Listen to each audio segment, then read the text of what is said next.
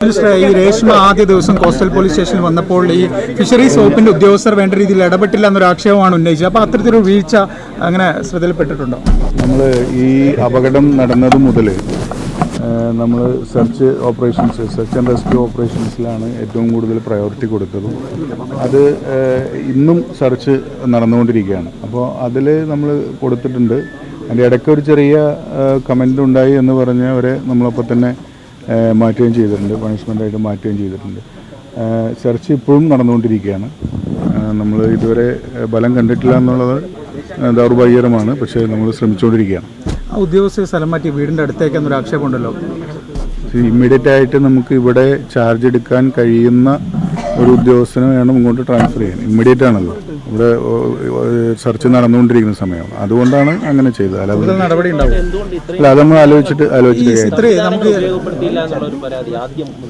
നമ്മൾ കോസ്റ്റൽ പോലീസും മറൈൻ എൻഫോഴ്സ്മെൻറ്റും അതുപോലെ കോസ്റ്റ് ഗാർഡും അതിനുശേഷം നേവിയും പിന്നെ കോസ്റ്റ് ഗാർഡിൻ്റെ ഏരിയൽ സെർച്ചും എല്ലാ കാര്യങ്ങളും നമ്മൾ നടത്തിയിട്ടുണ്ട്. അത് തൃപ്തരാണെന്ന് കുടുംബം തന്നെ പറയുകയുണ്ടായി സെർച്ചിൽ. പക്ഷേ ഇപ്പോൾ അവർ പറഞ്ഞൊരു കാര്യം, നമ്മുടെ ഈ ഒരു അപകടമുണ്ടായാൽ ഗോൾഡൻ അവേഴ്സിൽ ഇമ്മീഡിയറ്റ് ആയിട്ട് റെസ്പോണ്ട് ചെയ്യുന്ന ഒരു സംവിധാനം ഗവൺമെൻറ് ഉണ്ടാക്കണം എന്ന് അവർ ആവശ്യപ്പെട്ടു. ഇന്നലെ ബഹുമാനപ്പെട്ട മുഖ്യമന്ത്രി ഇവിടെ സന്ദർശിച്ച ശേഷം SOP ഉണ്ടാക്കണമെന്ന ഡയറക്ഷൻ തന്നിട്ടുണ്ട്. അപ്പോൾ അതുമായി ബന്ധപ്പെട്ട മീറ്റിങ്ങുകൾ ഇന്നലെ വൈകിട്ട് നടന്നിട്ടുണ്ട്.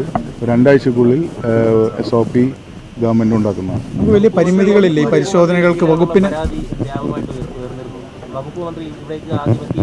അല്ല, ഞാൻ നേരത്തെ സൂചിപ്പിച്ച പോലെ നമ്മുടെ ഒരു അപകടമുണ്ടായാൽ ഏറ്റവും വലിയ പ്രയോറിറ്റി എന്ന് പറയുന്നത് നമ്മൾ സെർച്ച് ആൻഡ് റെസ്ക്യൂ ആണ്. അതിലാണ് നമ്മൾ കോൺസെൻട്രേറ്റ് ചെയ്തത്. ബാക്കി ഷിബു ബേബി ജോൺ മിനിസ്റ്ററുടെ മണ്ഡലമാണ്. അദ്ദേഹം ഇവിടെ ആ നിമിഷം മുതൽ ഉണ്ടായിരുന്നു. ബാക്കി എല്ലാ ഓപ്പറേഷൻസും ബഹുമാനപ്പെട്ട ജില്ലാ കളക്ടർ ഉൾപ്പെടെ അന്ന് മുതൽ അതിൽ ഫുള്ളി ഇൻവോൾവ് ആയിട്ട് വർക്ക് ചെയ്തുകൊണ്ടിരിക്കുകയാണ്. കുറച്ച് മോഡേണൈസ് റെസ്ക്യൂ ആൻഡ് സെർച്ച് റെസ്ക്യൂവും എക്യുപ്മെൻറ്റ്സ് കുറച്ച് മോഡേണൈസ് ചെയ്യേണ്ട ആവശ്യമുണ്ട്. നേരത്തെ ഇവിടെ സൂചിപ്പിച്ച പോലെ SOPയുടെ ആവശ്യമുണ്ട്. സ്റ്റാൻഡേർഡ് ഓപ്പറേറ്റിംഗ് പ്രൊസീജിയർ വേണം. കാരണം ഇത്തരം അപകടം ഉണ്ടാകുമ്പോൾ പെട്ടെന്ന് കോർഡിനേറ്റ് ചെയ്യാൻ അത് ആവശ്യമാണ്. അപ്പോൾ അതാണ് നേരത്തെ മുഖ്യമന്ത്രി പറഞ്ഞതുപോലെ അതിനുള്ള SOP ഉണ്ടാക്കാനുള്ള ശ്രമം നടന്നുകൊണ്ടിരിക്കുകയാണ്. 2 ആഴ്ചക്കുള്ളിൽ അതുണ്ടാക്കും. പുതിയ എക്യുപ്മെൻറ്റ്സിൻ്റെ കാര്യത്തിൽ ഡ്രോൺ, അതുപോലെ തന്നെ അണ്ടർ വാട്ടർ ക്യാമറ, അങ്ങനെ ഉപയോഗിക്കുന്ന റെസ്ക്യൂ ബോട്ടുകൾ, പെട്ടെന്ന് റെസ്പോണ്ട് ചെയ്യാൻ പറ്റുന്ന റെസ്ക്യൂ ബോട്ടുകൾ ഉൾപ്പെടെയുള്ള കാര്യങ്ങൾ ഗവൺമെൻറ് ആലോചിക്കുന്നുണ്ട്. എത്രയും പെട്ടെന്ന് അത് നടപ്പാക്കും. ഇന്നലെ മുഖ്യമന്ത്രി പറഞ്ഞല്ലോ, ഗവൺമെൻറ് കുടുംബത്തോടൊപ്പമാണ്. അപ്പോൾ അത് ആലോചിച്ച് കാര്യങ്ങൾ ചെയ്യും. നേവി ഇപ്പോൾ 2 മണിക്ക് എത്തും. മുതലപ്പുഴയിൽ സെർച്ചിന് ഇന്നലെ നേവി പോയിരുന്നു. നേവി ഇപ്പോൾ 2 മണിക്ക് വീണ്ടും ഇവിടെ എത്തും എന്നാണ് അറിയിച്ചിട്ടുള്ളത്.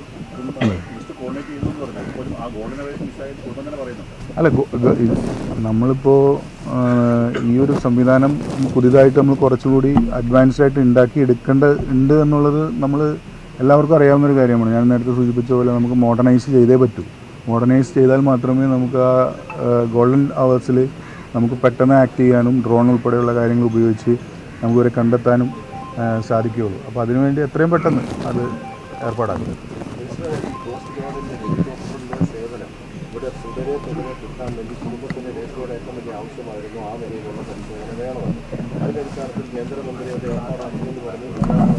Coast guard